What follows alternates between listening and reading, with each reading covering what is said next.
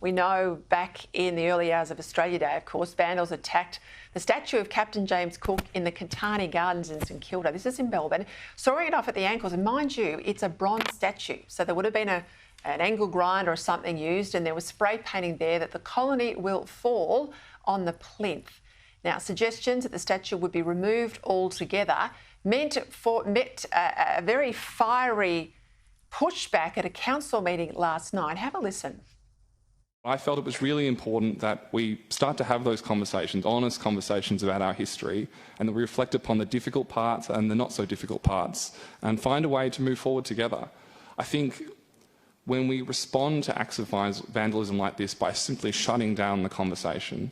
I have already given you warning. I will have to stop the meeting to have a security guard to come in. I'm adjourning the meeting for a moment to deal with the disruption in the gallery. Joining me now is someone who did a hell of a lot of good work last night, but in recent weeks, to put that statue back. Yes, he had a win. Port Phillip Councillor Marcus Pearl. Marcus, thank you for your time yet again. Take us through what happened last night.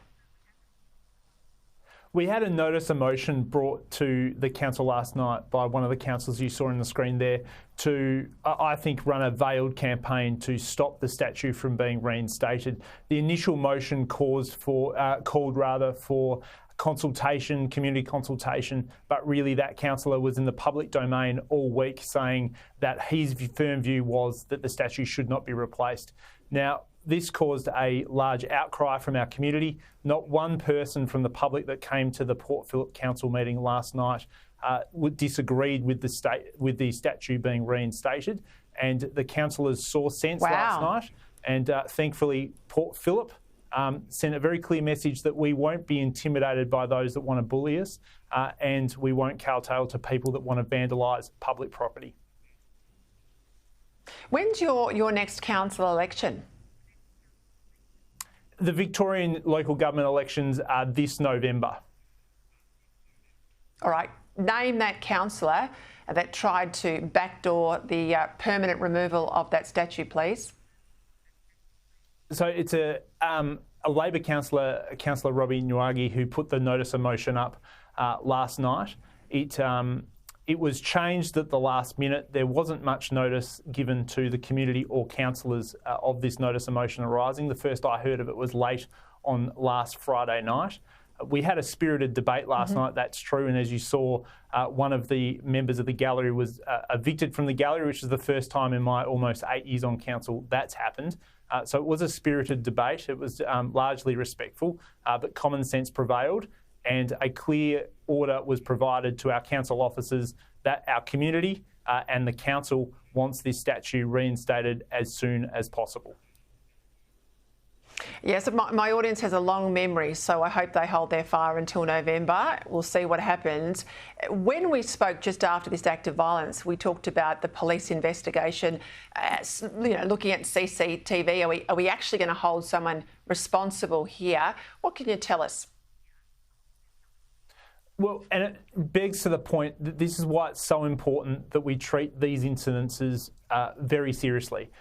They're acts of intimidation and they're calculated acts of vandalism. And if we just walk past these instances and let these people go, things could get out of hand and get a lot worse. And that's really at the core of why this statue needs to be returned.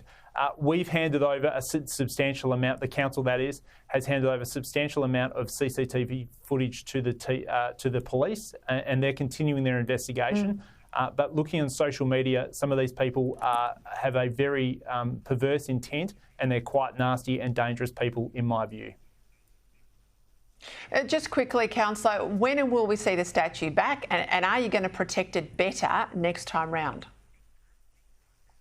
We're going through the process at the moment of making sure that we can get the statue reinstated as soon as possible. It's a heritage listed statue, so we're working with the state government. And again, I just want to thank the Premier for her support, the Labor Premier, and her support of making sure this statue gets put back up. Our officers now have a clear mandate from Council that we want the statue reinstated, and I'd hope that over the coming weeks we'd have a clear timeline and cost about how that's going to take place as soon as possible.